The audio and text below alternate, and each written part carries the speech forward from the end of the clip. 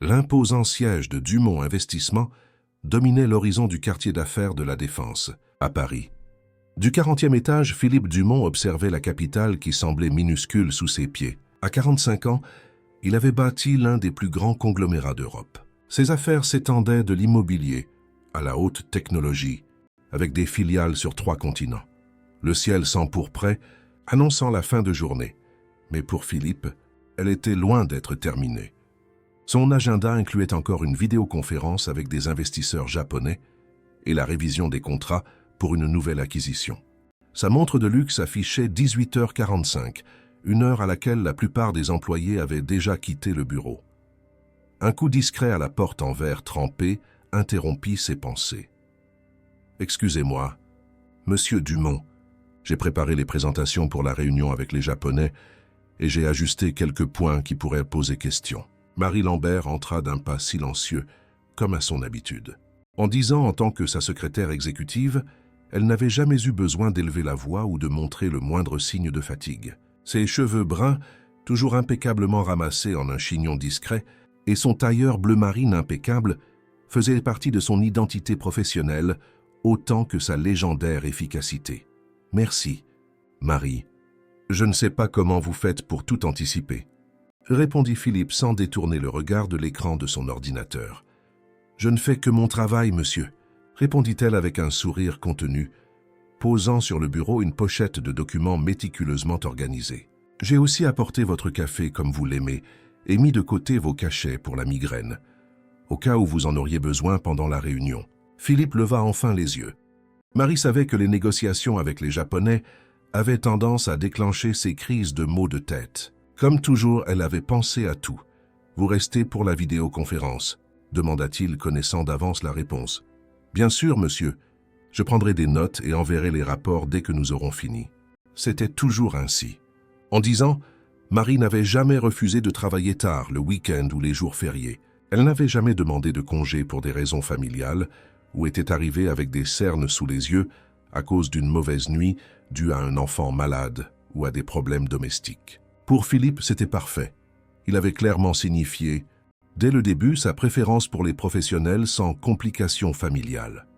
Après le décès de sa femme Catherine dans un accident d'hélicoptère il y a 5 ans, Philippe s'était encore plus renfermé dans sa bulle professionnelle. Le travail était devenu sa seule raison d'être, et Marie le prolongement professionnel le plus précieux de sa personne. Elle connaissait chaque détail des affaires, chaque préférence personnelle de son patron, chaque secret d'entreprise de Dumont Investissement. La vidéoconférence avec les investisseurs japonais s'étendit jusqu'à 22h30. Quand le dernier exécutif asiatique prit congé sur l'écran, Philippe laissa échapper un soupir de fatigue. « C'était mieux que je ne l'espérais », commenta-t-il, desserrant sa cravate Hermès. Marie était déjà en train d'organiser ses notes sur sa tablette. Ilsei semblait particulièrement intéressé par l'expansion vers la Côte d'Azur. « Je vais préparer une présentation plus détaillée sur les projets à Nice et Marseille pour la prochaine réunion. »« Parfait, » murmura Philippe en se massant les tempes. « Au fait, avez-vous les chiffres actualisés de l'audit ?» Marc a mentionné que le service financier avait terminé la première phase de la révision annuelle. « Oui, monsieur. Les rapports ont été envoyés à votre email et j'ai aussi laissé une copie imprimée dans la pochette rouge. » Philippe acquiesça, toujours impressionné par son efficacité après toutes ces années. « Vous pouvez y aller, Marie, il est tard. »« Vous devriez vous reposer aussi, » osa-t-elle dire dans un rare moment de préoccupation personnelle. « J'ai encore quelque chose à revoir, » répondit-il automatiquement. « Demain, nous avons la réunion avec le conseil à 8h. Je serai là à 6h30 pour tout préparer, » assura Marie, ajustant son sac sur son épaule. « Bonne nuit, monsieur Dumont. » Et il se contenta d'un signe de tête, déjà plongé dans les chiffres du rapport d'audit. Marie sortit silencieusement, comme un fantôme d'entreprise qui apparaissait et disparaissait au gré des besoins. Depuis l'ascenseur panoramique, Marie observa la ville illuminée. Malgré sa fatigue, sa journée n'était pas encore finie. Elle sortit son téléphone de son sac et vérifia ses messages. 3 appels manqués de Madame Dubois. Son cœur se serra. Rapidement, elle rappela. « Allô, Madame Dubois. Désolé, je n'ai pas pu répondre avant. Je sors juste du travail. »« Marie, Hugo t'attendait pour l'appel vidéo prévu. » La voix de la dame sonna avec une légère réprimande. est resté debout tard à t'attendre. La réunion a duré plus longtemps que prévu, expliqua Marie, sentant le poids familier de la culpabilité. Il est encore réveillé? Non, ma chérie. Il est allé se coucher. Il a un examen de maths demain et il avait besoin de se reposer. Marie ferma les yeux un instant, respirant profondément pour contenir son émotion. Une promesse de plus briser, je comprends. S'il vous plaît, dites-lui que je l'appellerai demain sans faute. Et si vous le pouvez, dites-lui que sa tante Marie l'embrasse. Je le ferai. Mais tu sais à quel point il est déçu. Ah, je sais, Madame Dubois. Croyez-moi, je sais. En raccrochant, Marie s'accorda quelques secondes de fragilité. Une larme solitaire coula sur son visage soigneusement maquillé. Elle se ressaisit rapidement, avant que les portes de l'ascenseur ne s'ouvrent au rez-de-chaussée. Sur le chemin du parking presque vide à cette heure, Marie pensait à Hugo, le fils dont personne ne connaissait l'existence, le fils qu'elle ne voyait que le week-end, faisant semblant d'être une tante éloignée qui s'inquiétait du bien-être d'un orphelin brillant. Le fils qu'elle avait laissé à l'Institut éducatif, le Nouvel Horizon, un internat d'excellence depuis ses 5 ans. En démarrant sa Peugeot 208, Marie regarda la photo dans la boîte à gants, la seule image d'Hugo qu'elle s'autorisait à avoir près d'elle. Un adolescent de 15 ans, avec des yeux vifs et un sourire timide, portant l'uniforme de l'Institut. Personne ne se douterait jamais que c'était son fils, qu'elle avait l'intention de garder ce secret à tout prix. En conduisant dans les rues de Paris, maintenant moins congestionnées, Marie n'imaginait pas que son secret de 10 ans serait bientôt révélé à la personne même à qui elle le cachait le plus.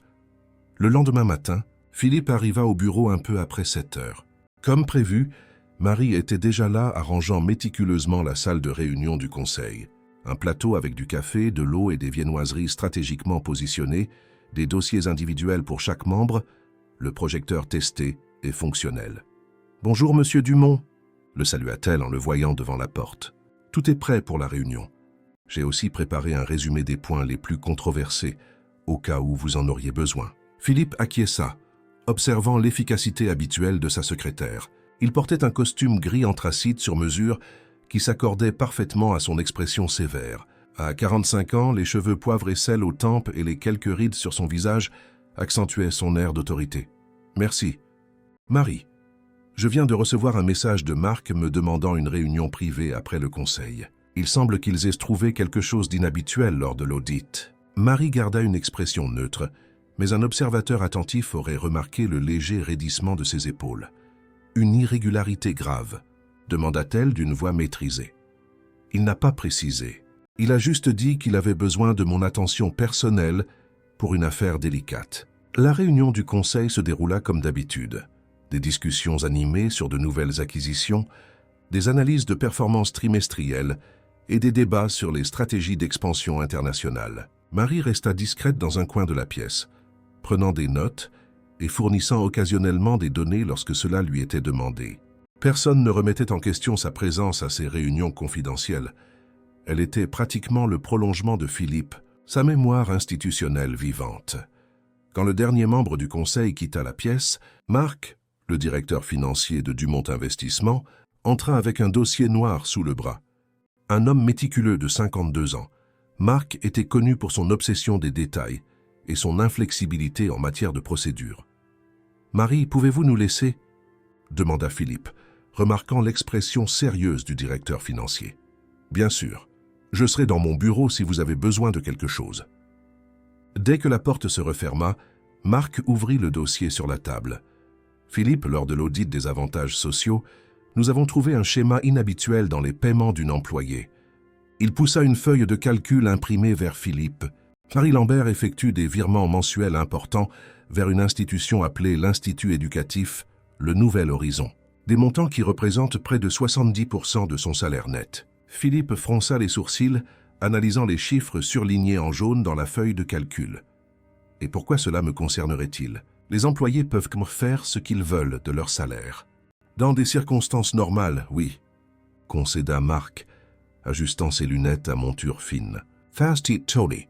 Mais nous avons 2 points préoccupants ici. Premièrement, cet institut ne figure pas parmi les organisations caritatives enregistrées dans notre programme d'incitation fiscale, ce qui est étrange compte tenu du volume de dons qu'elle effectue. Deuxièmement, Nous avons enquêté sur cet institut et il s'agit d'un internat d'élite, pas d'une institution caritative. Philippe s'adossa à sa chaise, pensif. Et pourquoi cela nous inquiéterait-il? Peut-être qu'elle a un neveu ou un filleul qui y étudie. Peut-être, dit Marc avec prudence. Mais étant donné que Marie a accès aux informations les plus confidentielles de l'entreprise, tout comportement financier atypique mérite notre attention. Notre protocole de conformité recommande... J'ai compris, l'interrompit Philippe, levant la main. Je vais en parler avec elle. Laissez-moi m'en charger. Quand Marc sortit, Philippe resta assis, contemplant la feuille de calcul devant lui. En 10 ans, Marie n'avait jamais eu de comportement suspect. Sa loyauté était inquestionnable. Alors pourquoi cette sensation étrange de découvrir qu'elle avait un lien financier avec une institution qu'elle n'avait jamais mentionnée? Après quelques minutes de réflexion, Philippe décida de ne pas confronter Marie immédiatement. Quelque chose dans cette situation exigeait une enquête plus approfondie. Il prit le téléphone et appela Paul Dubois, un détective privé qui avait déjà fourni des services confidentiels à l'entreprise. « Paul, j'ai besoin d'une enquête discrète sur l'Institut éducatif Le Nouvel Horizon et toute connexion avec ma secrétaire exécutive, Marie Lambert. Priorité absolue, discrétion totale. » Tout au long de la journée, Philippe observa Marie avec de nouveaux yeux. Chaque geste, chaque mot semblait maintenant porteur de signification cachée. Comment une personne aussi proche, qui connaissait chaque détail de sa vie professionnelle et une bonne partie de sa vie personnelle, pouvait-elle garder un secret aussi important pendant si longtemps?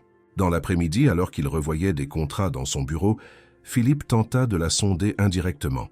« Marie, nous révisons la politique de prestation de l'entreprise. Avez-vous des suggestions d'amélioration qui pourraient bénéficier aux employés ayant des personnes à charge ?» Elle sembla réfléchir un instant avant de répondre avec son professionnalisme habituel. « Je pense qu'un programme éducatif plus solide serait le bienvenu. Peut-être des partenariats avec des établissements d'enseignement pour des bourses d'études. Vous n'avez pas d'enfants ou de neveux qui pourraient en bénéficier, n'est-ce pas ?» demanda Philippe en gardant un ton décontracté. Marie hésita une fraction de seconde, si brève que quiconque de moins observateur ne l'aurait pas remarqué. « Non, monsieur. Comme vous le savez, je n'ai pas de famille proche. » Cette petite hésitation fut suffisante pour confirmer les soupçons de Philippe. Marie cachait quelque chose. En fin d'après-midi, Paul rappela. « J'ai des informations préliminaires sur l'Institut. C'est un internat haut de gamme à Paris, axé sur les élèves ayant un haut niveau académique. Quant à votre secrétaire, j'ai découvert quelque chose d'intéressant. Elle se rend régulièrement à l'Institut le dimanche et elle voit toujours le même élève, Hugo Lambert, 15 ans. A-t-elle un lien de parenté avec le garçon? Dans les registres de l'Institut, elle est répertoriée comme sa tante. Mais j'attends d'avoir accès à des informations plus détaillées. J'aurai quelque chose de concret dans 48 heures. » Philippe le remercia et raccrocha, se sentant étrangement troublé. Pourquoi Marie mentirait-elle sur le fait d'avoir un neveu? Et pourquoi consacrerait-elle une grande partie de son salaire pour le maintenir dans un internat d'élite? La réponse vint plus tôt qu'il ne s'y attendait. Cette même nuit, alors qu'il travaillait tard, Philippe décida de chercher personnellement le dossier d'embauche de Marie dans le système des RH. Quelque chose sur le formulaire d'admission originale attira son attention. Dans la section sur les personnes à charge, Marie avait clairement coché aucune. Il n'y avait aucune mention de neveu ou de tout autre membre de la famille. Dans le même dossier numérique, il trouva un fichier de coupures de journaux que le service des RH tenait sur les employés remarquables. Un article d'il y a 6 ans mentionnait Marie, recevant un prix interne d'excellence, avec une petite note biographique, Marie Lambert, 32 ans. Secrétaire exécutive du PDG Philippe Dumont, incarne le dévouement et le professionnalisme. Sans liens familiaux qui la retiennent, elle se consacre entièrement à l'entreprise, étant souvent la première à arriver et la dernière à partir. Philippe ressentit un malaise croissant. La phrase « sans liens familiaux » résonnait dans son esprit alors qu'il confrontait les nouvelles données. Des virements mensuels massifs, des visites dominicales à un internat, un adolescent qui partageait son nom de famille. Décidé à découvrir la vérité, Philippe fit quelque chose qu'il n'avait jamais imaginé faire en 10 ans de collaboration professionnelle. Il programma une visite surprise à l'Institut éducatif Le Nouvel Horizon pour le dimanche suivant. Si Marie y était, comme Paul l'avait signalé, il découvrirait enfin quel genre de tante elle était réellement. L'Institut éducatif, le Nouvel Horizon, se dressait majestueusement, au milieu d'espaces verts dans le quartier le plus chic de Paris. Son architecture contemporaine avec des touches néoclassiques transmettait exactement le message voulu, la tradition alliée à l'innovation. Philippe gara sa Mercedes-Benz à une distance stratégique du portail principal, ajusta sa montre et vérifia de nouveau le message de Paul avec les horaires habituels des visites de Marie. Elle arrive généralement à 10 heures et reste jusqu'à 16 heures. Elle déjeune toujours avec le garçon au restaurant du campus. Il était 9h45 ce dimanche. Le ciel de printemps était clair et des étudiants de tous âges circulaient dans les jardins bien entretenus, certains accompagnés de parents ou de membres de leur famille en visite. Philippe se sentait déplacé ici, un intrus dans un rituel d'affection familiale qu'il avait depuis longtemps abandonné dans sa propre vie. Il ajusta ses lunettes de soleil et sa casquette discrète, qu'il utilisait comme déguisement improvisé. Étant une figure connue dans le monde des affaires, la dernière chose qu'il voulait était d'être reconnu en train d'espionner sa secrétaire. À 9h58, une Renault Clio grise entra dans le parking. Philippe reconnut immédiatement Marie au volant, bien qu'il ne l'ait jamais vue habillée de cette manière. Jean, t-shirt décontracté et cheveux lâchés tombant sur ses épaules. Elle semblait être une personne complètement différente de la secrétaire formelle et réservée qu'il connaissait. Marie sortit de la voiture en portant un sac cadeau coloré et un petit panier qui semblait contenir de la nourriture. Son visage affichait une expression que Philippe n'avait jamais vue auparavant, un mélange d'anxiété et de joie anticipée. Elle marcha rapidement vers l'entrée, s'arrêtant juste pour saluer un agent de sécurité qui la reconnut avec familiarité. Philippe attendit quelques minutes avant de la suivre à l'intérieur de l'Institut. À la réception, une hôtesse souriante l'aborda. « Bonjour, monsieur. C'est votre première visite au Nouvel Horizon. »« Oui, » répondit Philippe en gardant un ton décontracté. « J'envisage d'inscrire mon neveu ici. J'aimerais visiter les installations, si possible. »« Bien sûr. Nous avons une visite programmée pour les parents potentiels à 10h30. Vous pouvez attendre dans la salle d'attente et en profiter pour en apprendre un peu plus sur notre approche pédagogique grâce aux documents disponibles. » Philippe la remercia et se dirigea vers la grande salle d'attente, stratégiquement positionnée avec vue sur le patio central. De là, il observa Marie sortir d'un des couloirs, accompagnée d'un adolescent grand et mince, aux cheveux bruns soigneusement coiffés. Le garçon souriait timidement, pendant que Marie ajustait le col de sa chemise, dans un geste typiquement maternel. Quelque chose sur le visage du garçon attira l'attention de Philippe. Les yeux expressifs, la forme du menton, il y avait une familiarité troublante qu'il ne parvenait pas à déchiffrer complètement. Il observa Marie donner le sac cadeau au jeune homme, qu'il ouvrit avec un enthousiasme contenu, révélant ce qui semblait être un kit de robotique avancé. L'étreinte qui s'ensuivit fut brève mais intense. Marie regardant rapidement autour d'elle, comme si elle craignait d'être observée en montrant une telle affection.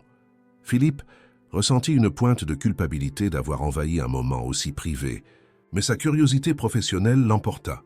Quand la visite pour les futurs parents commença, il se joignit au petit groupe, gardant une distance de sécurité par rapport à Marie et à l'adolescent, qui se dirigeait maintenant vers la zone de loisirs. La guide, une pédagogue enthousiaste, conduisit le groupe à travers les laboratoires de sciences, les studios d'art, les terrains de sport et les dortoirs impeccables. Nos élèves sont encouragés à développer à la fois l'excellence académique et les compétences socio-émotionnelles, expliquait-elle. L'Institut donne la priorité aux élèves ayant un potentiel exceptionnel, offrant des bourses partielles ou complètes pour les cas de mérite académique avéré. Pendant la visite des laboratoires d'ingénierie, Philippe remarqua plusieurs récompenses exposées dans des vitrines. La guide expliqua fièrement. Ce sont des trophées de compétition nationale et internationale. Celui-ci, dit-elle en pointant un trophée doré, a été récemment remporté par notre élève Hugo Lambert à l'Olympiade nationale de robotique. Un talent extraordinaire en ingénierie et en programmation. Philippe sentit son cœur s'accélérer en entendant le nom. La pièce du puzzle s'emboîtait parfaitement. « Ce Hugo ?» demanda-t-il avec une fausse décontraction. « Est-ce un boursier ?»« Impartiellement, » répondit la guide. Sa mensualité est complétée par un membre de sa famille dévoué. C'est une histoire inspirante. Le garçon a le potentiel d'intégrer les meilleures universités du monde. Pendant que la visite continuait, Philippe réussit à se faufiler hors du groupe en passant par la bibliothèque. De là, il observa Marie et Hugo assis à une table dans la cafétéria, partageant ce qui semblait être un repas fait maison qu'elle avait apporté dans son panier. Ils discutaient vivement, le jeune homme gesticulant en expliquant quelque chose qui semblait complexe et technique. Marie l'observait avec une expression que Philippe n'avait jamais vue sur son visage. Fierté pure, amour inconditionnel, mêlé à ce qui semblait être une profonde tristesse contenue. Discrètement, Philippe s'approcha suffisamment pour capter des fragments de la conversation. « Et le professeur a dit que mon projet a le potentiel d'être présenté à la foire internationale, » expliqua Hugo avec un enthousiasme contenu. « Si j'obtiens la place, ce serait à Tokyo, le semestre prochain. »« Oh, c'est merveilleux, Hugo !» répondit Marie visiblement émue. « Je savais que tu y arriverais. Ton talent était évident depuis tout petit. Madame Dubois m'a dit que tu as appelé tard hier. » Le ton du garçon changea subtilement. « Jusqu'à quelle heure tu as travaillé cette fois ?» Marie soupira, la culpabilité visible sur son visage. « Désolé d'avoir manqué notre appel vidéo. Nous avons eu une réunion importante qui a duré plus longtemps que prévu. Il y a toujours une réunion importante. » Commenta Hugo avec résignation, pas de la colère. « Ton patron doit être très exigeant. Il a juste besoin de quelqu'un en qui il peut avoir entièrement confiance. » Répondit Marie hésitante. « Monsieur Dumont a bâti une entreprise extraordinaire et une partie de mon travail est de m'assurer que tout fonctionne parfaitement pour lui.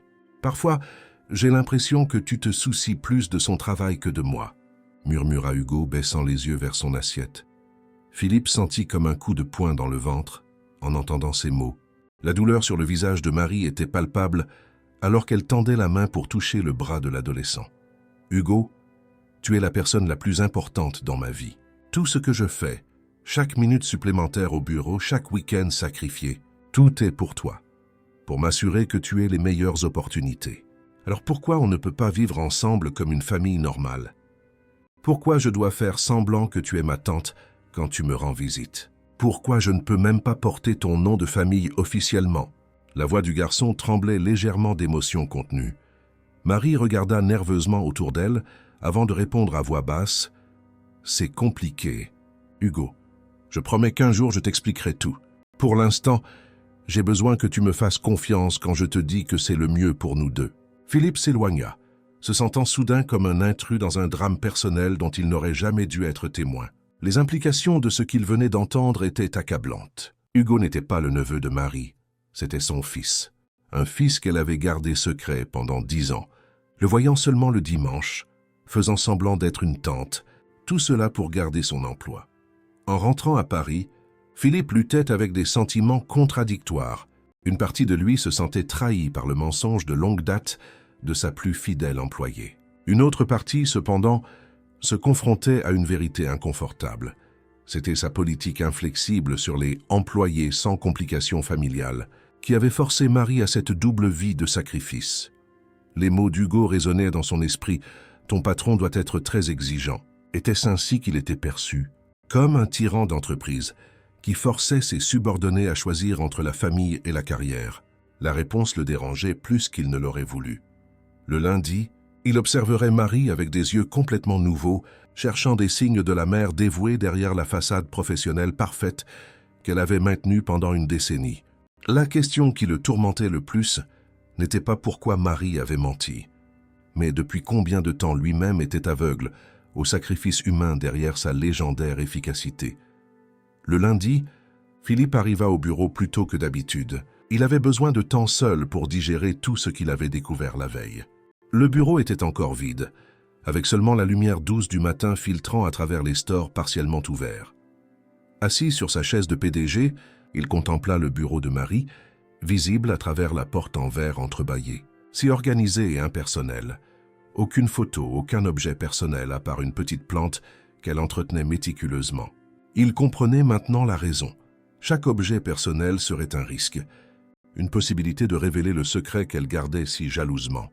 À 6h45, le bruit familier des talons de Marie résonna dans le couloir silencieux. Philippe l'observa entrer dans son bureau extérieur, poser son sac dans le tiroir inférieur du bureau et allumer son ordinateur avec l'efficacité habituelle. Cependant, aujourd'hui, il remarquait des détails qui passaient inaperçus auparavant. Les légères cernes dissimulées par un maquillage soigné, la tension subtile dans ses épaules, le soupir presque imperceptible avant d'adopter sa posture professionnelle parfaite. « Bonjour, monsieur Dumont », dit-elle en remarquant sa présence. « Vous êtes arrivé tôt aujourd'hui. Puis-je vous apporter votre café ? Bonjour, Marie. Oui, s'il vous plaît. » Pendant qu'elle s'éloignait pour chercher le café, Philippe réalisa que pour la première fois en 10 ans, il regardait vraiment Marie en tant que personne et pas seulement comme un prolongement efficace de sa vie professionnelle. Qui était cette femme qui avait sacrifié autant de sa vie personnelle pour un emploi et pour un fils qu'elle pouvait à peine reconnaître publiquement? Marie revint avec le café exactement comme il l'aimait. En posant la tasse sur le bureau, Philippe remarqua un détail qu'il n'avait jamais observé auparavant, une petite cicatrice à l'intérieur de son poignet, normalement cachée par la manche de son blazer ou le bracelet de sa montre. « Marie, j'aimerais que vous me réserviez 2 heures dans mon agenda cet après-midi. Nous devons discuter de quelque chose d'important. » Elle acquiesça gardant une expression neutre, bien que Philippe pût jurer avoir vu un éclair d'appréhension dans ses yeux. « Un sujet spécifique pour lequel je dois préparer de la documentation ? Non, c'est quelque chose de plus personnel. Assurez-vous juste que nous ne serons pas interrompus. » La journée s'écoula avec une tension silencieuse planant entre eux. Marie exécutait ses tâches avec sa précision habituelle, mais Philippe notait de petits signes de nervosité, le tapotement discret de ses doigts en attendant les documents à l'imprimante, la façon dont elle vérifiait son téléphone plus souvent que d'habitude, comme si elle attendait un message important. À 15 heures, comme prévu, Marie entra dans le bureau de Philippe avec un bloc-notes, fermant la porte derrière elle. Elle s'assit avec sa posture parfaite habituelle, mais ses doigts serrèrent le stylo avec une force inutile. « Je suis à votre disposition, monsieur Dumont. » Philippe respira profondément, choisissant soigneusement ses mots. « Marie, nous travaillons ensemble depuis 10 ans. Vous connaissez chaque aspect de ma vie professionnelle et une bonne partie de ma vie personnelle. Vous savez, pour mon divorce, pour la perte de Catherine, pour mes préférences les plus triviales, comme la façon dont j'aime mon café, ou quelle cravate je préfère pour les réunions importantes. » Elle acquiesça sans comprendre où cette conversation allait les mener. Cependant, continua-t-il, « Je me rends compte que je ne sais pas grand-chose de vous en dehors de ces murs, et cela m'a amené à me demander quel genre de personne je suis devenue, quel genre d'environnement j'ai créé, où une employée sent qu'elle doit cacher des aspects fondamentaux de sa vie pour garder son emploi. » Marie pâlit visiblement, mais garda son sang-froid. « Monsieur, je ne comprends pas exactement. J'étais à l'Institut éducatif Le Nouvel Horizon hier, Marie. » Les mots planèrent dans l'air comme une bombe qui venait d'exploser. Marie laissa tomber son stylo, ses mains tremblant légèrement. Pendant un long moment, personne ne dit rien. Le bruit de la climatisation semblait assourdissant dans le silence tendu. « Je comprends. » Réussit-elle finalement à dire, sa voix presque un murmure. « J'imagine que vous avez découvert pour Hugo. » Philippe acquiesça, observant comme elle semblait à la fois soulagée et terrifiée. « Je ne suis pas là pour vous juger ou vous punir, Marie. Je suis là pour comprendre. Pourquoi avez-vous caché que vous aviez un fils pendant toutes ces années ?» Marie ferma les yeux un instant, comme si elle rassemblait ses forces pour une confession qu'elle avait longtemps évitée. « Quand je suis venue pour l'entretien dans cette entreprise, Hugo n'avait que 5 ans. J'étais une mère célibataire, une jeune diplômée avec des dettes étudiantes et un petit garçon à élever seul. Pendant le processus de sélection, j'ai entendu des rumeurs sur votre préférence pour les professionnels sans complications familiales. Un des responsables des RH a commenté de manière informelle que vous aviez écarté des candidats qualifiés parce qu'ils avaient de jeunes enfants qui pourraient compromettre le dévouement au travail. » Philippe sentit le poids de la culpabilité en reconnaissant la vérité dans ses mots. C'était exactement le genre de politique non officielle qu'il appliquait. « Donc vous avez menti sur le formulaire d'admission. »« Oui, » admit Marie en levant le menton dans une rare démonstration de défi. « J'avais désespérément besoin de cet emploi. Le poste offrait un salaire qui pouvait donner à Hugo l'éducation qu'il méritait. J'ai donc coché aucune dans la section des personnes à charge et j'ai maintenu la farce depuis lors. Et l'Institut, comment Hugo a-t-il fini par y vivre ?» Marie soupira, passant sa main dans ses cheveux dans un geste inhabituel qui révélait sa nervosité. « Les premières années, je le laissais avec une nounou pendant la journée. Mais au fur et à mesure que mes responsabilités augmentaient, les horaires prolongés ont rendu cela insoutenable.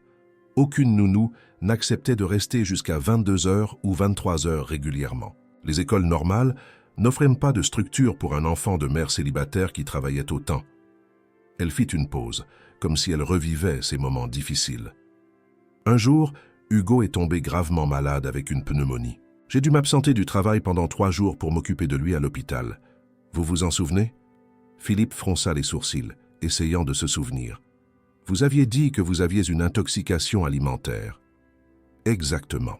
J'ai menti parce que je craignais de perdre mon emploi si vous saviez que j'avais un enfant malade qui pourrait interférer avec mes responsabilités. Après cet épisode, j'ai réalisé que j'avais besoin d'une solution plus permanente. C'est à ce moment-là que j'ai trouvé l'Institut Le Nouvel Horizon.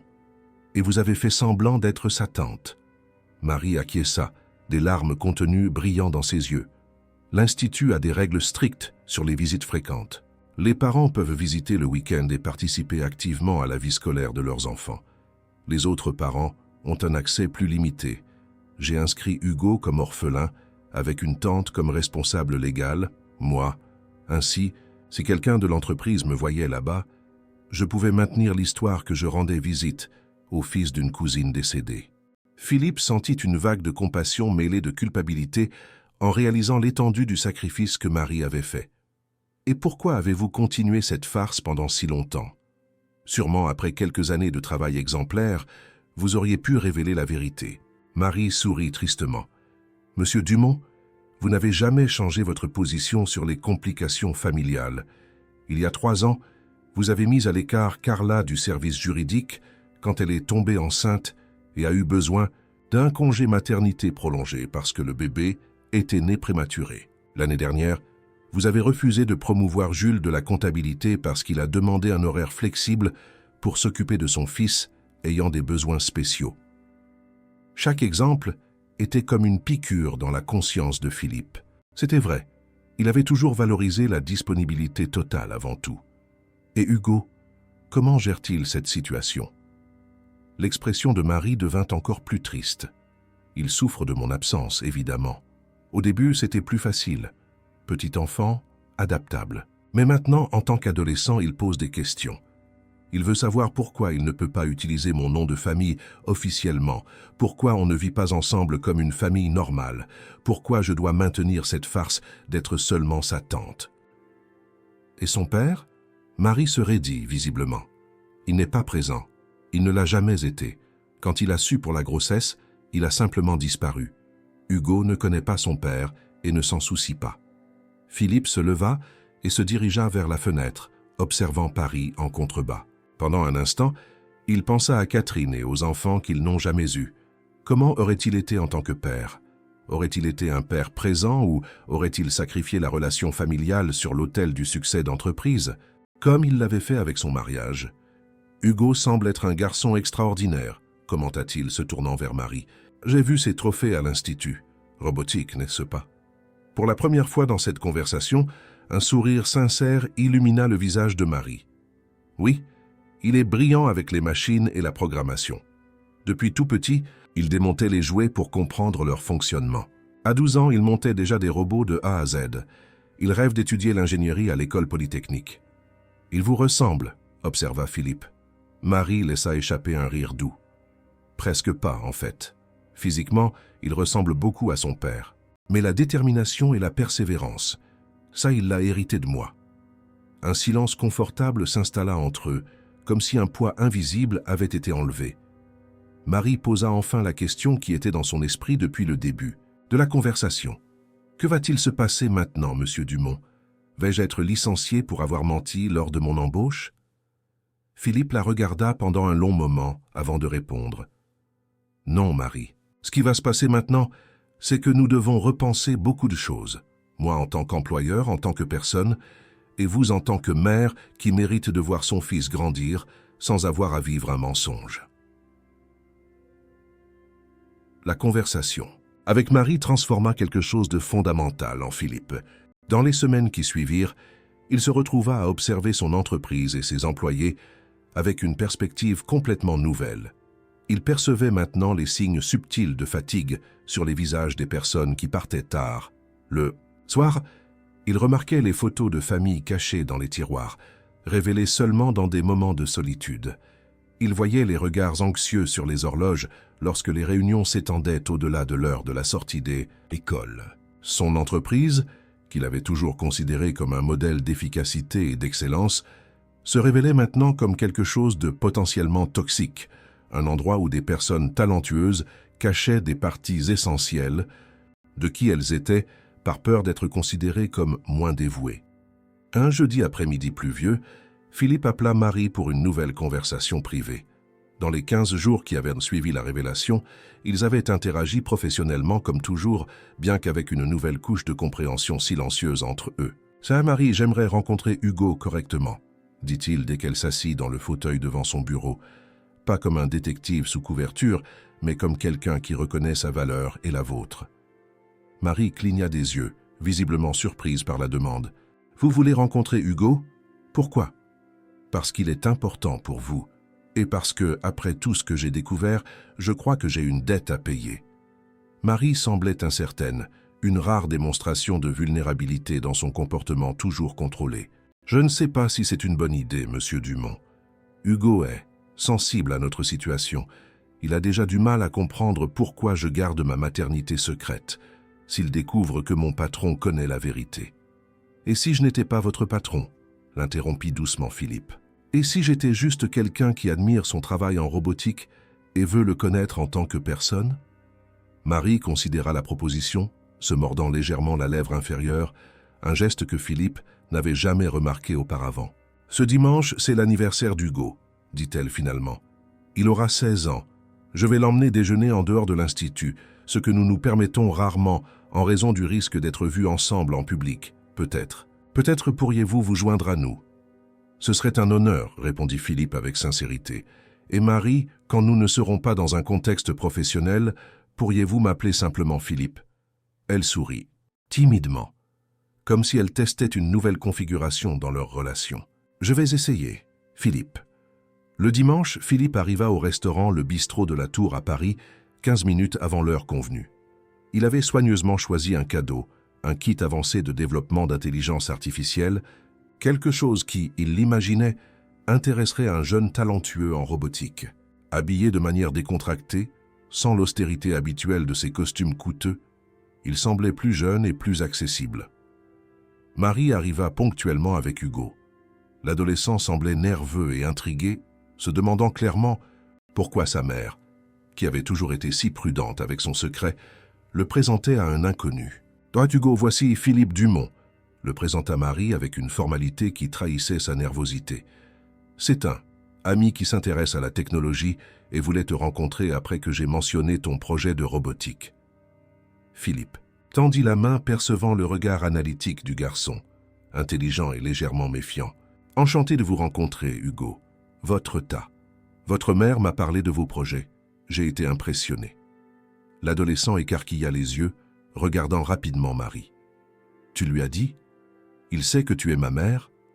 Marie acquiesça, posant sa main sur l'épaule de son fils. « Oui, Hugo.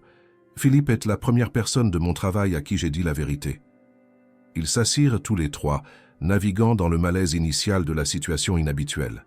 Philippe observa la dynamique entre la mère et le fils, la façon dont Marie ajustait subtilement la serviette sur les genoux d'Hugo, la façon dont l'adolescent imitait inconsciemment certains de ses gestes en parlant.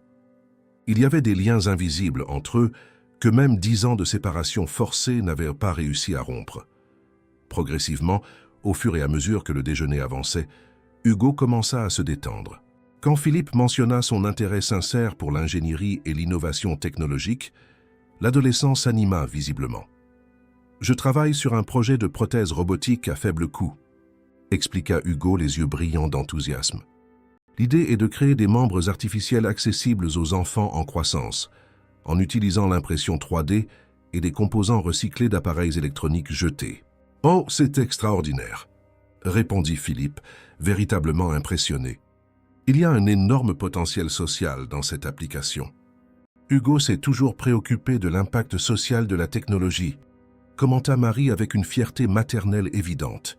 Depuis tout petit, il parlait de créer des choses qui aideraient les gens. La conversation coula naturellement sur divers sujets. L'éducation, la technologie, l'avenir. Philippe fut impressionné par la maturité et l'intelligence du garçon, reconnaissant en lui une combinaison rare de génie technique et de sensibilité humaine. Quand vint le moment du cadeau, Hugo déballa le paquet avec une curiosité contenue. Ses yeux s'écarquillèrent en voyant le contenu. C'est le kit Neuratech de développement d'IA. Il est pratiquement impossible à trouver en France, s'exclama-t-il émerveillé.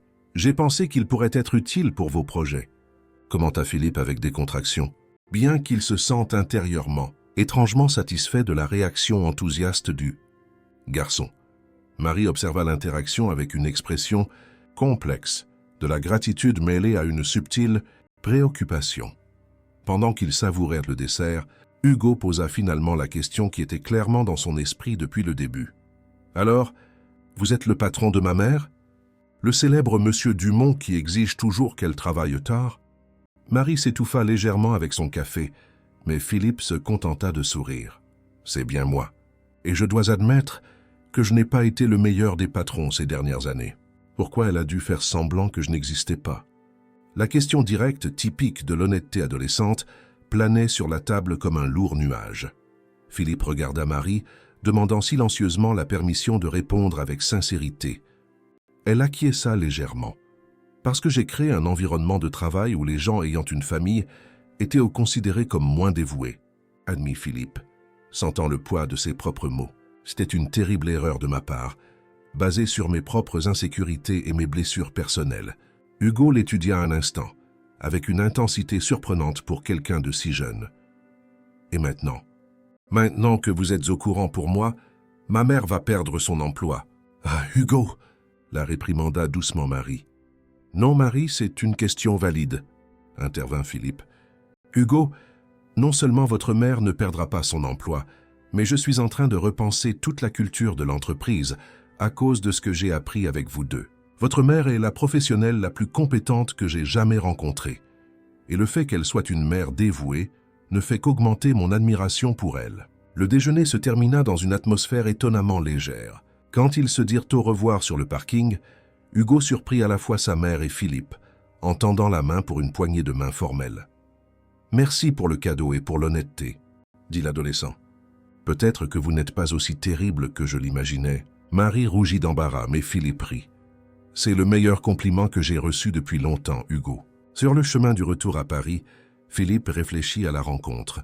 Il y avait quelque chose dans la dynamique entre Marie et Hugo qui ravivait une nostalgie pour quelque chose qu'il n'avait jamais eu. Une famille authentique, des liens qui allaient au-delà des contrats et des obligations professionnelles. Le lundi, il appela Marie dans son bureau de bonne heure. « J'ai une proposition à vous faire, » annonça-t-il sans préambule. « Je veux restructurer votre poste dans l'entreprise. » Marie pâlit, pensant instinctivement au pire. « Je comprends. Vous avez trouvé quelqu'un de plus adapté pour... » « Non, ce n'est pas ça, » l'interrompit gentiment Philippe. « Je veux vous promouvoir au poste de directrice des opérations exécutives, avec une flexibilité pour le télétravail 3 jours par semaine. » Marie cligna des yeux, momentanément sans voix. « Mais cela signifierait que vous pourriez être présente dans la vie d'Hugo. Vous pourriez aller le chercher à l'Institut pour passer des après-midi et des soirées ensemble, l'aider avec ses projets, être la mère présente que je sais que vous avez toujours voulu être. » Les yeux de Marie se remplirent de larmes qu'elle luttait pour contenir. « Pourquoi ?» demanda-t-elle d'une voix étranglée. « Pourquoi feriez-vous cela pour moi après que j'ai menti pendant si longtemps ?» Philippe se leva et se dirigea vers la fenêtre, observant la ville en contrebas. « Parce que vous m'avez fait voir ce que j'étais devenu, Marie. Un homme obsédé par le contrôle et l'efficacité au point d'oublier ce qui est vraiment important dans la vie. Vous et Hugo m'avez rappelé qu'il y a plus dans l'existence que des bilans trimestriels et des fusions d'entreprises. » Se tournant pour lui faire face, il continua. « De plus, ce n'est pas seulement pour vous. C'est aussi une décision d'entreprise. Les gens heureux et équilibrés sont plus productifs et loyaux. Votre compétence n'a jamais été remise en question. Vous avez réussi à être extraordinairement efficace, même en étant partagé et en portant le poids de ce secret. Imaginez ce que vous pourrez accomplir quand vous pourrez intégrer toutes les parties de votre vie.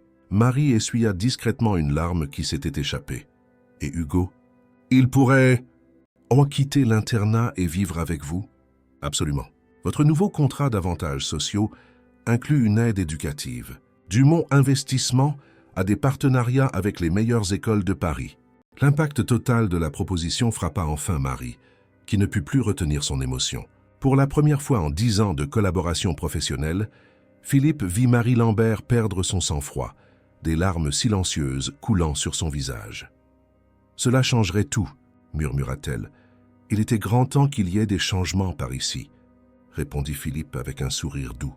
À ce moment-là, quelque chose d'indéfinissable changea entre eux. Ce n'était plus seulement une relation entre un patron et une subordonnée, mais quelque chose de plus profond et d'humain. Un lien basé sur une honnêteté durement acquise et partagée. « Merci », réussit-elle finalement à dire, retrouvant une partie de son calme habituel. « Pas seulement pour moi, mais pour Hugo. Il mérite une vie normale avec sa mère présente. C'est un jeune homme extraordinaire. Ce sera un privilège de l'aider à atteindre son potentiel. » Alors que Marie sortait de la pièce pour digérer tout ce qui venait de se passer, Philippe réalisa que, pour la première fois depuis des années, il ressentait quelque chose de semblable à la paix. Comme si un poids qu'il ne savait même pas qu'il portait avait été retiré de ses épaules.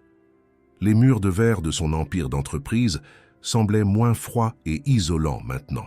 À travers eux, il pouvait voir Marie à son bureau appelant quelqu'un, probablement Hugo, avec un sourire radieux qui transformait complètement son visage. C'était un aperçu de la personne réelle derrière la professionnelle parfaite, une personne qu'il commençait seulement à connaître véritablement. 3 mois s'étaient écoulés depuis la révélation qui avait transformé la dynamique entre Philippe et Marie. Le changement dans l'entreprise était palpable, non seulement dans leur relation, mais dans toute la culture organisationnelle. Philippe avait mis en place de nouvelles politiques de flexibilité pour les employés ayant des responsabilités familiales, avait créé une crèche d'entreprise dans l'immeuble et avait révisé le système d'évaluation des performances pour valoriser les résultats. Plutôt que les heures de présence, Marie s'épanouissait dans sa nouvelle fonction. En tant que directrice des opérations exécutives, elle supervisait une petite équipe et coordonnait des projets stratégiques, tout en conservant son rôle de conseillère de confiance de Philippe, mais maintenant avec l'autonomie de structurer son propre temps. 3 jours par semaine, elle travaillait à distance depuis son nouvel appartement à Paris, où Hugo vivait maintenant avec elle. C'était un vendredi matin quand Marie entra dans le bureau de Philippe pour leur réunion hebdomadaire. Il y avait une légèreté dans ses mouvements qui n'existait pas auparavant. Une confiance différente qui naissait du fait de ne plus avoir à vivre divisé entre 2 mondes. « Bonjour Philippe. J'ai apporté les rapports sur l'expansion internationale et quelques idées sur le problème logistique dont nous avons discuté. » Philippe sourit, désignant la chaise en face de lui. Il remarqua que Marie portait un collier discret avec un petit pendentif en forme d'engrenage, un cadeau d'Hugo pour la fête des mères qu'elle pouvait maintenant afficher ouvertement. Comment Hugo s'adapte-t-il à sa nouvelle école? Le visage de Marie s'illumina avec ce sourire maternel qui était auparavant réservé à ses moments privés à l'Institut. Étonnamment bien. Je pensais que ce serait difficile pour lui après tant d'années à l'internat, mais il a déjà formé un groupe d'amis intéressés par la robotique. Ils sont même inscrits ensemble aux Olympiades de robotique. « Non, ça me rappelle quelqu'un que je connais », commenta Philippe avec un sourire complice. Au cours de l'année écoulée, le projet Main de l'avenir, l'initiative née du prototype d'Hugo, était devenu un programme officiel de la Fondation Dumont. Plus de 50 enfants à travers la France avaient déjà reçu des prothèses développées par l'équipe, dirigée par le jeune prodige, maintenant âgé de 17 ans. La présentation de demain serait pour des investisseurs internationaux intéressés par l'expansion du programme à d'autres pays francophones. Je n'arrive toujours pas à croire que dans quelques mois, il sera à l'université, commenta Marie avec ce mélange de fierté et de mélancolie typique des mères dont les enfants sont sur le point de prendre leur envol. L'école polytechnique a toujours été son rêve, mais l'idée qu'il vive en banlieue me serre le cœur. Philippe prit doucement sa main, un geste qui était devenu naturel ces derniers mois, depuis que leur relation avait évolué vers quelque chose au-delà de l'amitié. Ce n'est qu'à quelques kilomètres. Et je suis sûr qu'il reviendra à la maison tous les week-ends pour vérifier que je ne prends pas sa place dans l'appartement. Marie rit, serrant sa main en retour. Vous savez qu'il vous adore. En fait, parfois, je pense qu'il préfère discuter de certains sujets avec vous qu'avec moi. C'était vrai.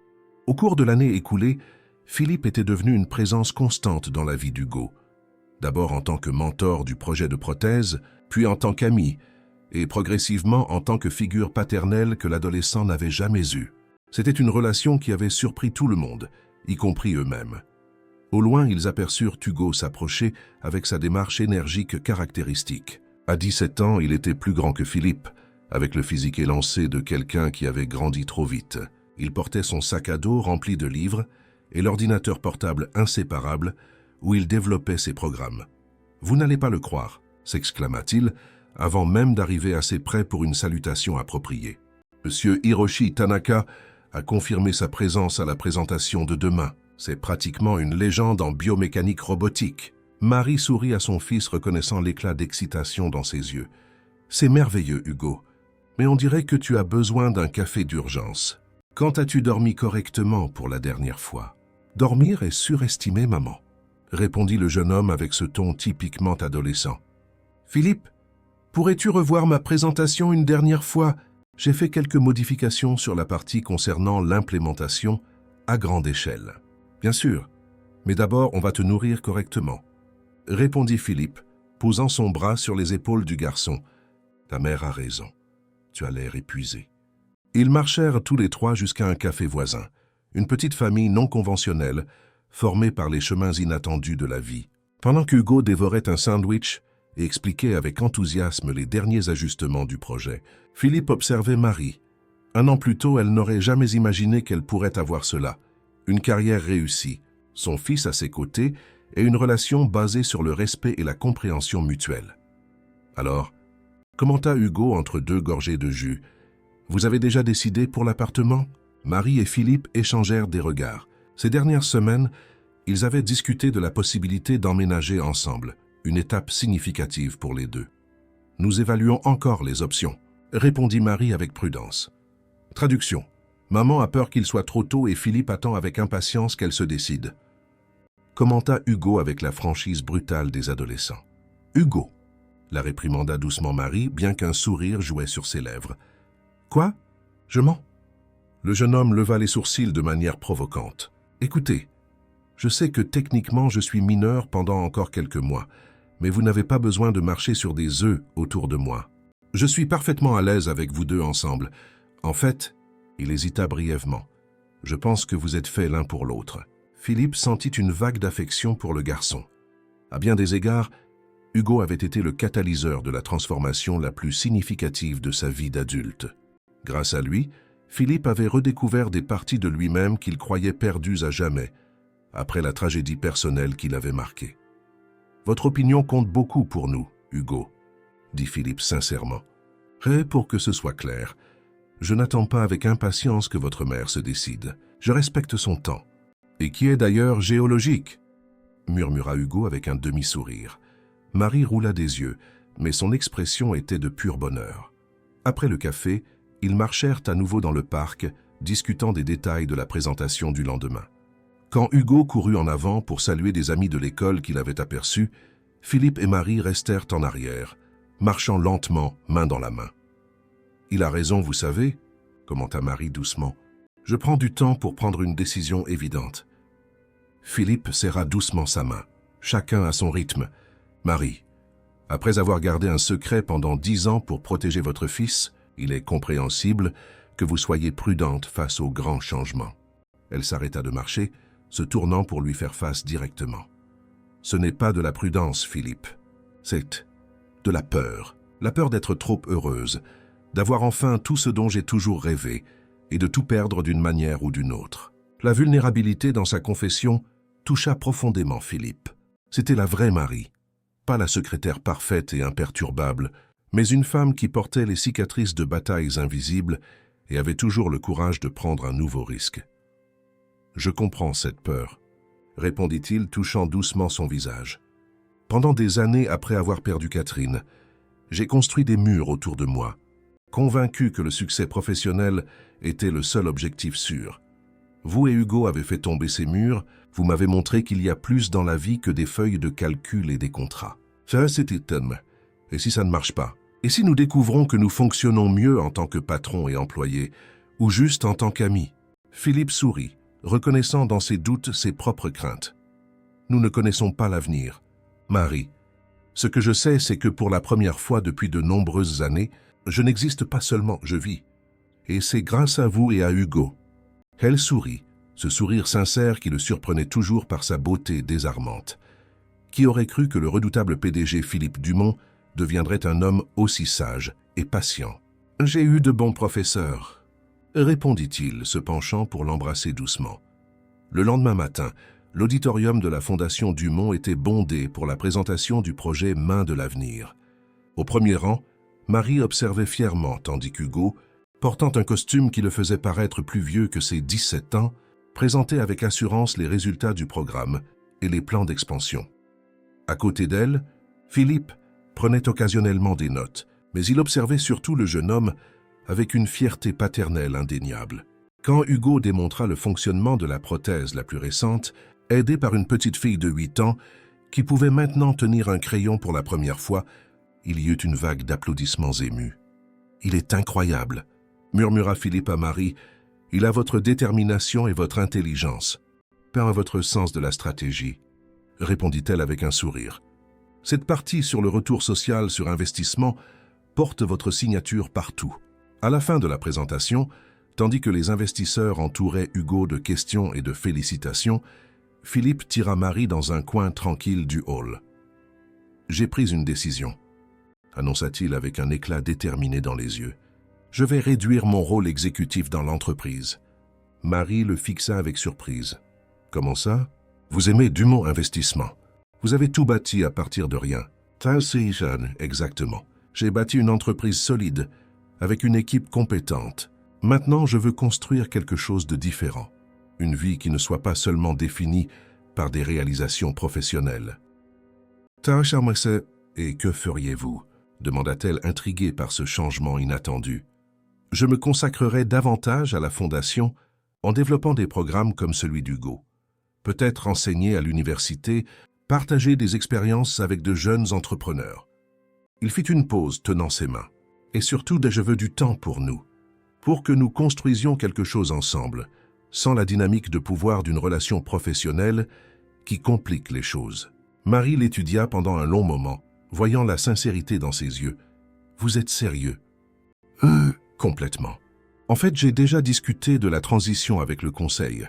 Charles prendrait la relève en tant que PDG opérationnel, tandis que je conserverai la présidence du conseil, avec des fonctions plus stratégiques. Et cela vous rendrait heureux? Après si longtemps à vous définir par le travail. » Philippe sourit, ce sourire sincère qu'il affichait rarement dans l'environnement d'entreprise. « Ce qui me rend heureux a changé, Marie. Vous et Hugo m'avez appris cela. » À ce moment-là, Hugo s'approcha, rayonnant d'enthousiasme après le succès de sa présentation. « Monsieur Tanaka m'a invité pour un stage dans son laboratoire à Tokyo pendant les vacances d'été. Vous vous rendez compte ?» Marie serra son fils fort dans ses bras, les yeux brillants de fierté. « On se rend compte, oui. Tu mérites toutes les opportunités du monde, mon amour. » Philippe les observa tous les deux dans les bras l'un de l'autre, sentant une certitude qu'il n'avait pas ressentie depuis longtemps. C'était sa place maintenant. Pas seulement au sommet d'une tour d'entreprise, mais aux côtés de cette femme extraordinaire et de ce jeune homme brillant qui, par un caprice du destin, était devenu sa famille. Des semaines plus tard, Marie prit enfin sa décision pour l'appartement. Un dimanche soir, alors qu'il dînait chez elle, elle dit simplement « Oui ». Philippe leva les yeux de son assiette, momentanément confus. « Oui, pour emménager ensemble », clarifia-t-elle avec un sourire. « Je pense qu'il est temps que nous arrêtions de faire semblant que ce n'est pas ce que nous voulons tous. » Hugo, qui observait la scène avec un intérêt à peine dissimulé, leva son verre de jus. Enfin, un toast à la décision la plus évidente de l'histoire. Ils rirent tous les trois, partageant un moment de pure joie domestique. Plus tard dans la soirée, tandis qu'Hugo dormait et qu'ils discutaient sur le balcon, sous le ciel étoilé de Paris, Philippe réfléchit au voyage extraordinaire qui les avait menés jusqu'ici. « Vous savez ce qui est ironique ?» commenta-t-il, caressant doucement les cheveux de Marie qui reposait sa tête sur son épaule. J'ai passé des années à chercher la secrétaire parfaite, quelqu'un sans complications familiales qui pourrait se consacrer entièrement au travail.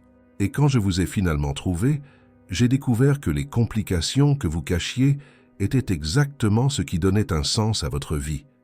Et finalement, à la mienne aussi. Marie sourit, entrelaçant ses doigts dans les siens. La vie a un sens de l'humour particulier. J'ai vécu dans la peur que mon secret soit découvert, et quand il l'a finalement été, cela est devenu ma libération. Hugo ira à l'université dans quelques mois. Commenta Philippe, pensif. Comment vous sentez-vous à ce sujet? Terrifiée et fière à parts égales, répondit-elle honnêtement. Mais contrairement à avant, je sais que je ne serai pas seule quand il partira. Et il sait qu'il a un foyer où revenir, un vrai foyer avec sa mère et... Elle hésita brièvement. Et l'encouragea doucement, Philippe. Et un homme qui se soucie de lui comme un père s'en soucierait, compléta-t-elle en regardant dans les yeux de Philippe. Il sentit une émotion profonde en entendant ces mots. À un certain moment en cours de route, il était devenu plus qu'un mentor pour Hugo. Il était devenu de la famille. Je n'avais jamais imaginé que je ferais à nouveau partie d'une famille, avoua Philippe. Après Catherine, j'ai cru que cette partie de ma vie était terminée pour toujours. Et moi, je n'avais jamais imaginé que je pourrais avoir une famille complète pour Hugo, répondit Marie. Nous n'avons jamais été que nous deux contre le monde. Maintenant, nous sommes trois, dit simplement Philippe. Cette nuit-là, en observant Marie endormie à ses côtés, Philippe pensa au voyage extraordinaire qui les avait menés jusqu'ici. Un audit de routine qui avait révélé des transferts financiers suspects. Une enquête personnelle qui avait découvert un secret gardé pendant une décennie. Un adolescent brillant qui rêvait de créer une technologie pour aider les autres. Et une femme courageuse qui avait tant sacrifié par amour pour son fils. L'empire d'entreprise qu'il avait bâti était toujours là, solide, rentable, respecté. Mais il comprenait maintenant que son véritable héritage serait autre. Ce serait dans les vies qu'il avait touchées, dans les politiques d'entreprise plus humaines qu'il avait mises en œuvre, dans le projet qu'il avait aidé Hugo à développer et surtout dans l'amour qu'il avait redécouvert quand il s'y attendait le moins. Le millionnaire qui, un jour, n'était obsédé que par les résultats financiers, avait trouvé la vraie richesse dans les liens humains qu'il considérait autrefois comme des complications à éviter. Et son ancienne secrétaire, qui avait vécu une décennie divisée entre deux mondes, avait enfin trouvé un endroit où elle pouvait être intégralement elle-même. Une professionnelle talentueuse, une mère dévouée et une femme amoureuse. Ensemble, ils avaient transformé un secret douloureux en un nouveau départ plein de possibilités. Et cela, réalisa Philippe, était la plus grande réussite de sa vie. Fin de l'histoire, chers auditeurs. Nous espérons que l'histoire de Philippe, Marie et Hugo a touché vos cœurs. Pour plus de récits émouvants comme celui-ci, nous avons créé une playlist spéciale avec des histoires de résilience et de nouveaux départs que vous pouvez trouver en cliquant sur le lien juste ici. Si ce voyage de sacrifice et de seconde chance vous a ému, n'oubliez pas de vous abonner à notre chaîne, de laisser un j'aime et de partager vos impressions dans les commentaires. Chaque jour, nous vous apportons de nouvelles histoires qui explorent les complexités des relations humaines et les secrets que nous gardons tous. Après tout, comme nous l'avons appris de Marie et Philippe, parfois les plus grands trésors de la vie sont cachés dans les endroits les plus inattendus. On se retrouve dans la prochaine vidéo.